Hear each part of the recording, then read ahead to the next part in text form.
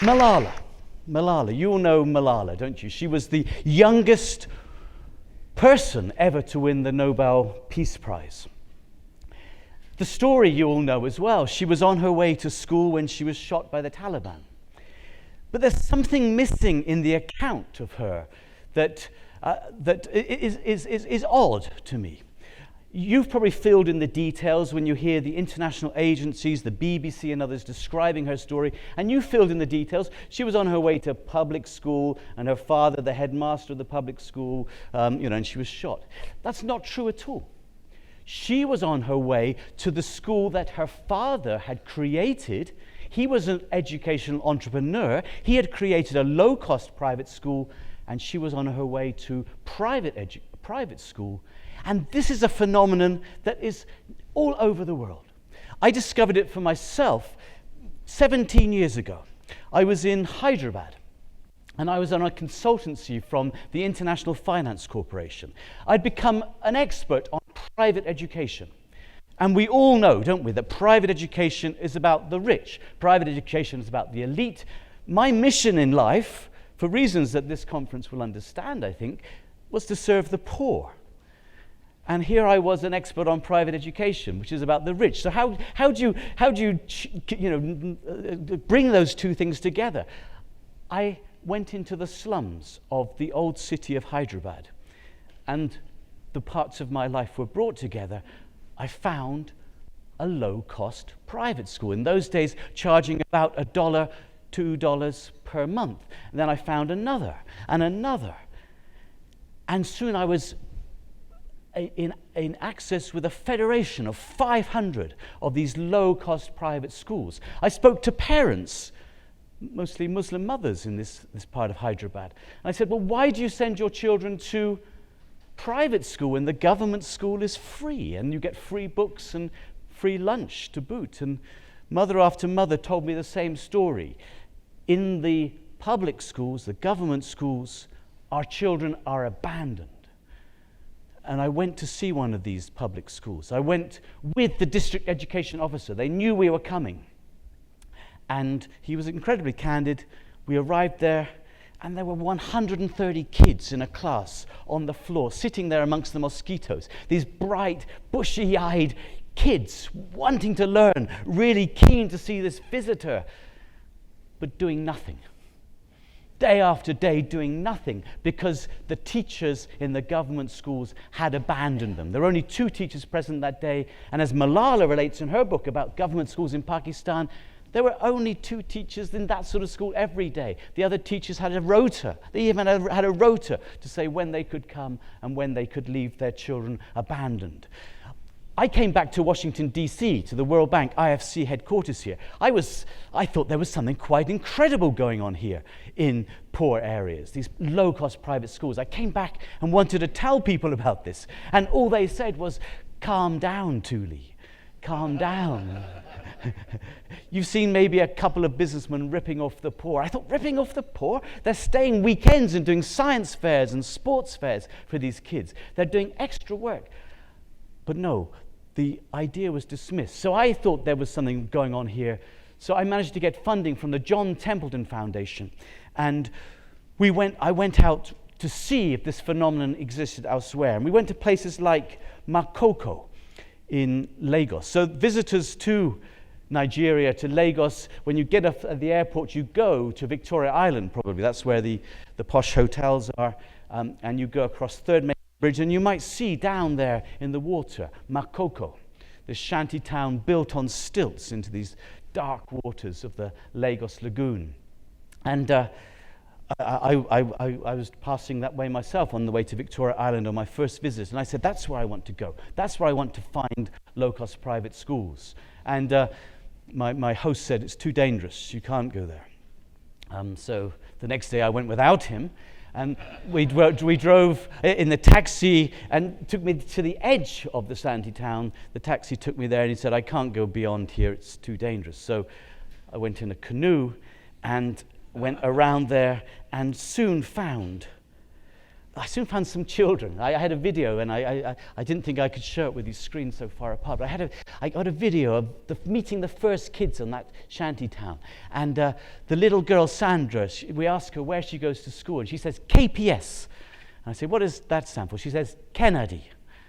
Kennedy what? Kennedy Private School. And so it's not Kennedy as in your erstwhile president, but it's Kennedy in a Nigerian name. And that was one of 32 private schools we found in that shantytown alone.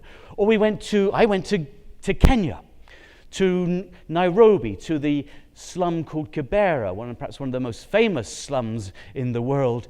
And there, when you come across a boy like Frank here, before I started doing this research, people would assume, he goes to public school or he's out of school altogether. But no, go with him down into the slum and you'll find that he's there at a tiny little private school right in the center of the slum, one of nearly 100 private schools in that slum itself. Nearly 100 private schools. And then all around the world, this is a global phenomenon. Rural China. I was giving a talk at a conference like this in Beijing. And if any of you have been to Beijing recently, you'll realize how rich it is. But I said, well, Nigeria, India, there are these low-cost private schools serving poor communities. Could this be the same in China? And people were a bit embarrassed by the question, to be honest. And then someone from the British aid agency, DFID, put his hand up from the floor and said, we work. It works in the poorest parts of China, Gansu province in the northwest. And we're working in the poorest villages, and we can tell you categorically there are no low-cost private schools there. So this was a bit of a red rag to this bull. And I went back to Newcastle, and as luck would have it, or as he was saying in this conference hall, as Providence would have it, a student arrived from China. And I asked where he was from. He said, from Gansu province. I said, do you mind if we go to Gansu province? I've got something we want to look for there together. So this student, Liu Chang, you can see him there. He's now a professor at Beijing Normal University. We went looking. We got up early in the morning, talked to mothers in markets, and we got some directions. Yes, there could be private schools here or there. We abandoned our vehicle. It was suitable only for three-wheelers. We went traveling into the mountains where people were doing harvesting like they've been doing for hundreds of years. And sure enough, at the end of this route, we came across a low-cost private school, People's Heart, Mingjing, where the children sang in a choir to me, don't turn your eyes on these beautiful people. And it was one of 586 low-cost private schools in the mountains of Gansu, which no one knew about, and everyone you spoke to even denied their existence. So this is an extraordinary picture. Just how many are there? There's a chart there. Lagos State is perhaps the most studied for private schools. Lagos State in Nigeria. There are 14,000 low-cost private schools there. 70% of children in Lagos State go to private school. Only 26% are in government schools. And in fact, that figure is typical across the urban developing world. New Delhi, Hyderabad, Nairobi, Accra in Ghana, about 70% of the kids will be in private schools, including poor kids in low-cost private schools. And in the rural areas, surveys show that it's about 30%. In South Asia, and my guess it's true in West Africa too. So this is a huge phenomenon, and the phenomenon has great social impact. I could show you lots of tables, but you can just believe me for now that study after study shows that the children in the low-cost private schools outperform those in the public schools when all the proper statistical controls are done, and they outperform them for a fraction of the cost.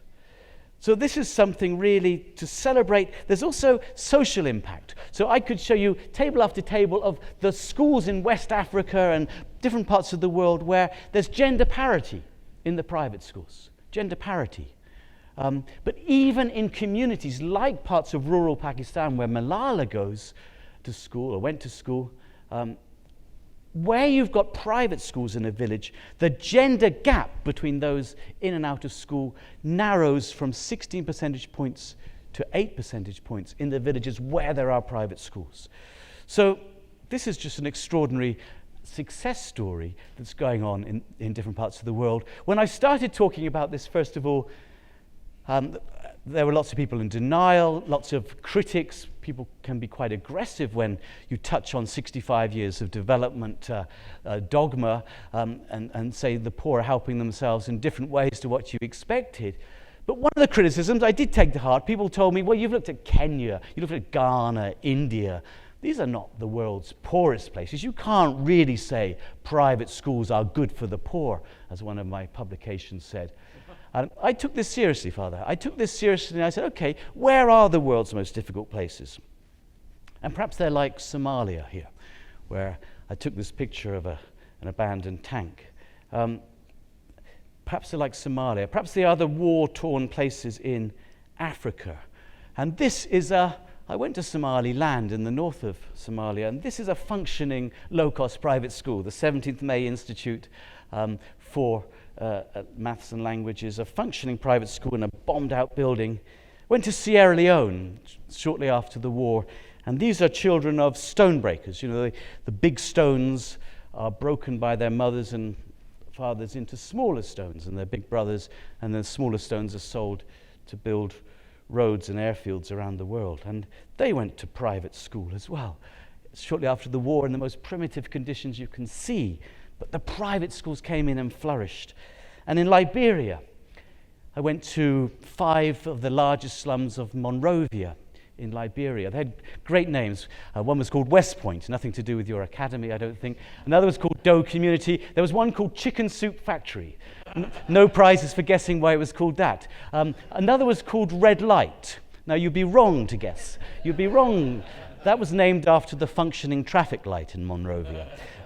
But in these communities, again, private school after private school, including this one here, I said to my guide, oh, the Americans will love a picture of this school. And he said innocently, well, who's Ronald Reagan? He said. Private school after private school.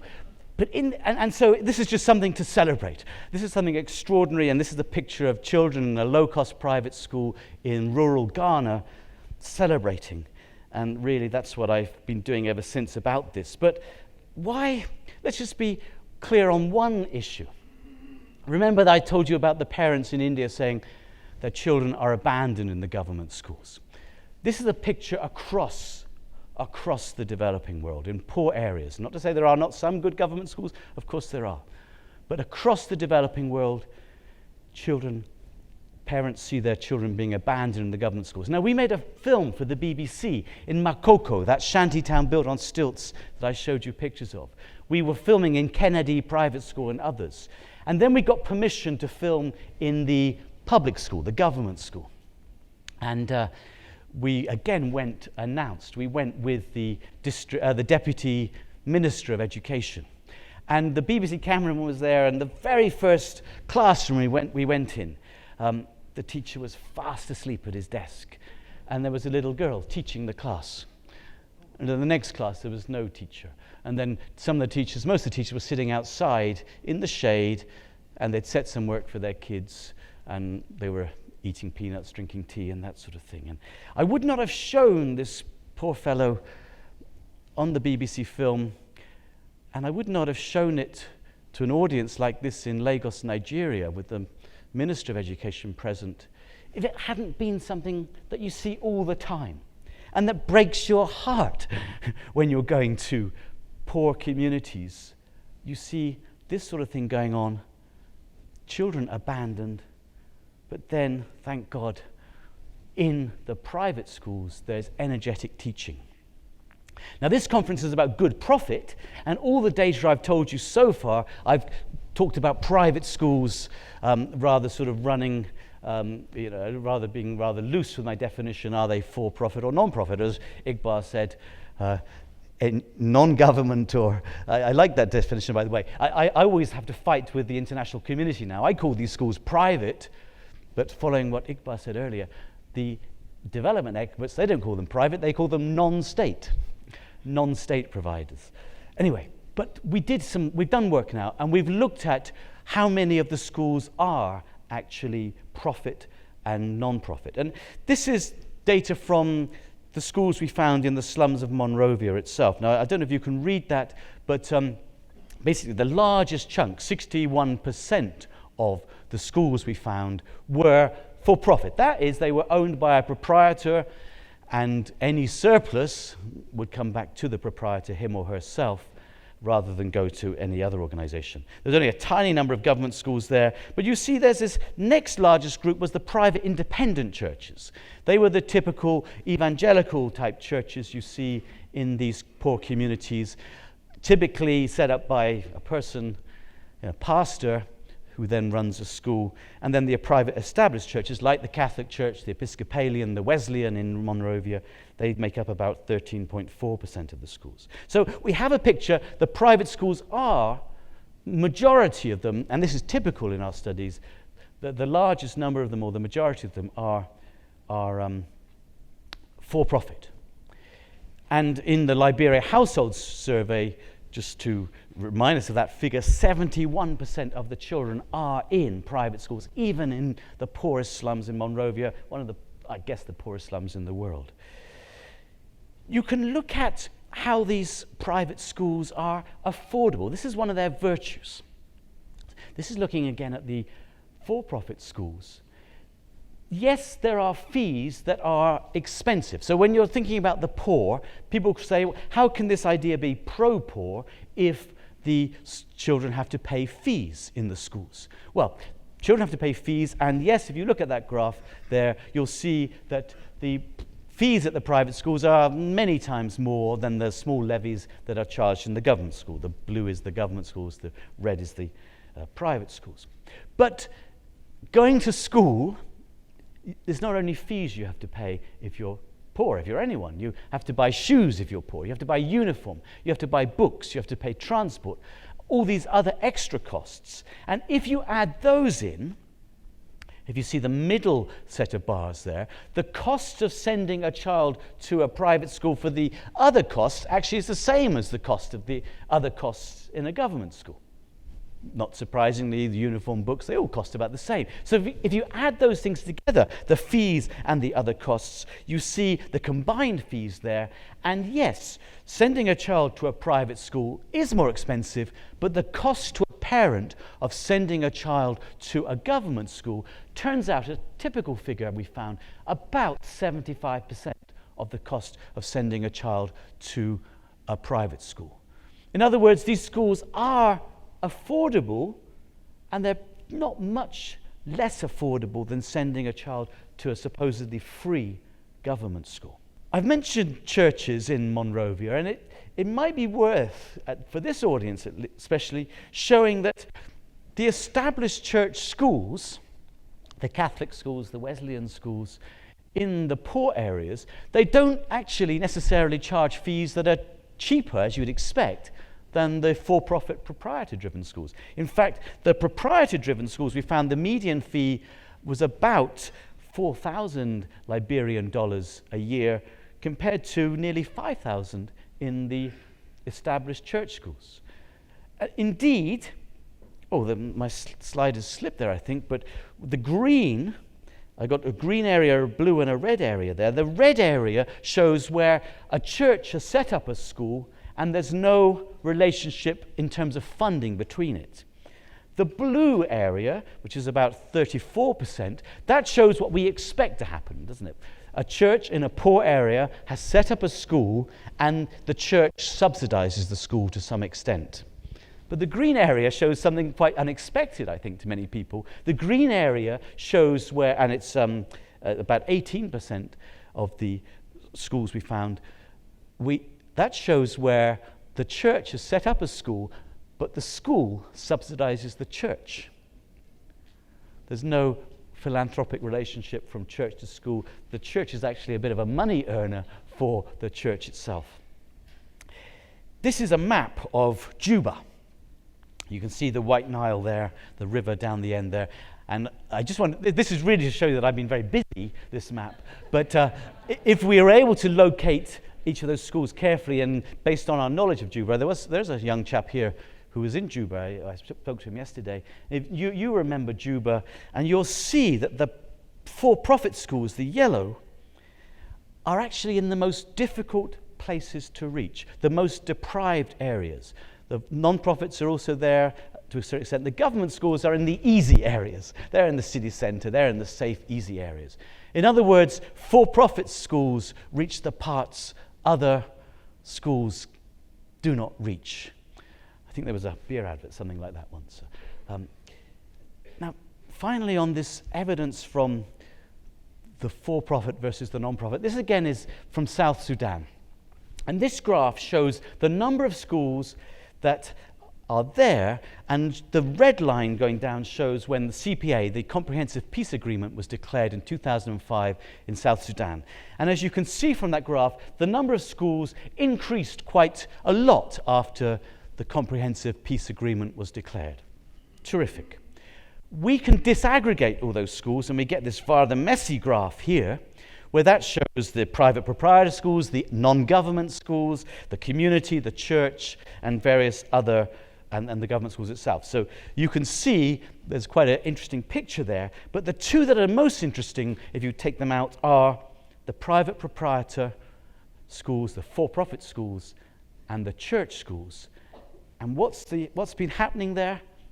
You've got a peace dividend. You've got a peace dividend of, yes, churches coming in and opening schools, but even more so, private proprietors coming in and opening schools. They are the largest number. They are serving more of the poor than anyone else. So I could carry on about the virtues of the for-profit sector, but in the remainder of my time, I just want to talk about what happens when outsiders get involved in this. Father said some kind words at the beginning of this, but since my research and since the publication of The Beautiful Tree, there has been a movement going on, a movement emerging, and lots of outsiders are getting involved in the low-cost education space now. As was pointed out, I've created a couple of co-founded a few chains of schools myself. Omega Schools in Ghana, based just outside Accra in the community called Kaswa, which is on the Cape Coast, on the road to Cape Coast, as a cardinal will know. I co-founded a chain of schools, and very quickly we grew to 38 schools with nearly 20,000 children. We were focusing on the poor communities, and very soon we realized that the cash flow of the poor is daily. So most of our mothers were daily traders. Many of the fathers were absent. But if they were working, they would also be daily paid. Or, laborers, daily paid laborers, for instance. And we talked to parents, and they said to us, the private schools, we want to send our children to private school. But the private schools, even for the poor, they charge fees termly every 3 months. So even though the fees might only be $5 to $7 per month, you've got to save up $15 to $20 to pay the fees. And if you're poor, it's always hard to save up money. You know, there's always other calls on your income. And if you're poor, then you pay the fees, and then you get hit by other costs, the PTA fees, you've got to buy uniforms. So we listened to those problems and said, okay, why don't we create an all-inclusive daily fee? We worked out the total cost of schooling over the year, including uniform, books, transport, lunch, etc., and we divided it by the number of days in the school year, and the parents could come and pay that fee per day. This was amazingly popular. When we first opened our schools, hundreds of parents wanted to come there.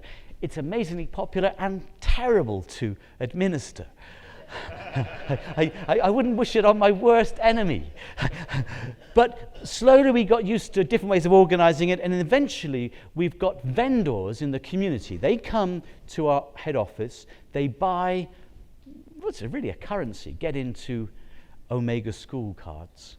And then they sell them in the community, including at the school gate in the morning, so we can be cash free. And we also give them 1.5% commission, so we again create new jobs in the communities. That's been very successful. Bridge, I've been very quiet about, but Bridge International Academies is now the largest chain of schools anywhere in the world. The co-founder, Jay Kilmerman, came to see me after I'd published this idea of chains of low-cost private schools. He came to see me, and I recommended he open in Kenya. And they're now 150,000 children around the world. Tremendously successful. And then I've created a couple of brands, the Cadmus brands, as Father mentioned. There's one in Honduras, Cadmus Academies, and Cadmus Education in India. Cadmus Education, a couple of years old, we've got 6,000 kids who are going to grow to about 50,000 hopefully soon. And Cadmus in Honduras, just a year old, we've got 2 schools there in poor areas of Tegucigalpa. But let me finish by, first of all, just summarizing 2 things that I've occurred to me at 4 o'clock in the morning, suffering from jet lag. You know, when outsiders get involved, I mean, this is trite in a way, but it's worth stating profit is good in these businesses if any profit is reinvested in the education business in order to further improve the educational and social impact already found in the sector, the sort of things I've been describing already. But it's also true, of course, that any profit is good if it's used as a signal to potential investors that the business is worth investing in to further improve the environment. So in other words, profit to me is good, whether you give it in dividends or you reinvest it. So that much is clear, I think. But there are some problems when outsiders get involved. And the first one is definitely, it's a mea culpa, really. It's some people, like myself, perhaps got involved in the sector in order to prove the point. I wanted to prove something about the role of education, the role of government in education. You know, I was a philosopher of education. I wanted to prove some point about the role of government in education. And I was not really focused enough on profit. Too little focus on profit, I think, if you're in the for-profit business, can be a danger, almost as much as too much focus on profit. I can discuss this one-on-one afterwards, but it's a bit like, to me, it's just, I didn't really care if the business was evaluated at $500,000 or $1 million. It didn't matter to me. It mattered very much to the business partners I was taking on this journey. I didn't really care if I put some money in and didn't sign a particular document. It mattered very much when later people are trying to work out what goes where in a business. So too little emphasis on profit can be bad as well. But some of the big providers are coming in and picking unnecessary fights with regulators, and this is a serious problem. Let me finish by talking about regulations. These are perhaps one of the chief impediments in the private school market. Fortunately, regulations are bad on schools, but there are federations of low-cost private school providers that have been created to fight some of these regulations. And this is a wonderful federation in Nigeria, the Association, it's a great Nigerian name, the Association of Formidable Education Development. This is the one that's got 5,000 members with nearly 1 million kids. And in case you can't spot me, I'm the one in the middle of that photograph. And we're fighting, and it's just come up, we've got to fight another fight. Rivers State in Nigeria now, the oil-rich state, the governor there wants to close 2,000 private schools. Another fight is on, another struggle to try and convince them that these schools are worth protecting. And I seem to be engaged in fights all the time here. This is in India, in Punjab. The Punjab government is closing 2,000 low-cost private schools. So I was given this ceremonial dagger, and I held it aloft, perhaps unwisely, saying, we will fight. We will fight the government in closing these schools. But let me close. Let me close by saying, yes, this is the most exciting business to be involved in, the most exciting journey to be involved in. It's not always easy. This is in Honduras, in a very poor community. If you know Central America, the gangs are there, and this area was in Gang 18 territory. I think it's named after the 18th of November. And you could tell that because the gang throws tennis shoes over all the wires, and so you know that territory. Anyway, here we're just talking to the mothers about opening this new, very low-cost private school in this community, and we had a picture because all the mothers said they would send their children to this school. And then they sent me this photograph. He did that red circle. He said, "Did you see the guy behind you?" I said, "No." And so I enlarged the photograph, and there is the guy behind me. He's a gang member going like this. Can you see him on the photograph? I don't know what that sign means, but I assume he was saying, "You're very welcome in the community." That's what I took from that. Thank you for listening. Thank you.